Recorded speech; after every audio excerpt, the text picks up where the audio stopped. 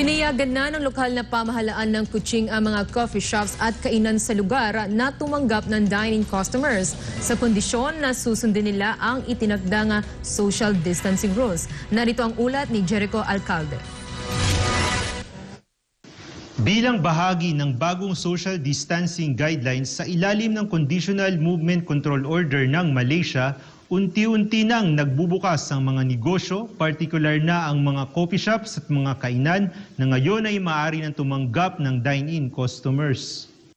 Ayon sa isinagawang survey ng isang Malaysian-based na newspaper na Borneo Post, iniulat ang positibong feedback tungkol sa mga negosyo na sumusunod sa standard operating procedures sa ilalim ng pinalawig na Conditional Movement Control Order. Iilang coffee shops at eateries naman ay nakitang iniba ang ayos ng kanilang mga upuan alinsunod sa 2 meters apart na guidelines sa social distancing. Naglagay naman ang mga business owners at mga staff ng 2 upuan lang para sa maliliit na mesa at 4 na upuan para sa mas malalaking mesa, alinsunod pa rin ito sa SOP ng New Normal.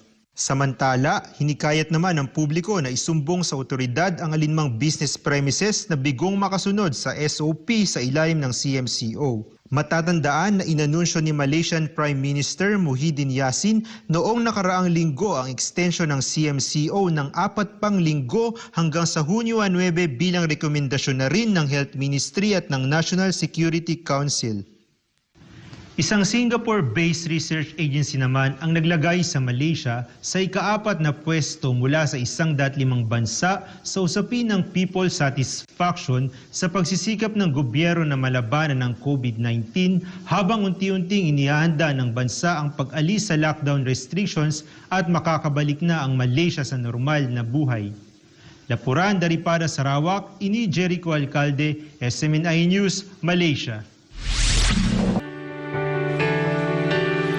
Kailangan natin ang Diyos sa mga pagkakataong ito, hindi lamang sa Pilipinas, kundi sa buong sanlibutan.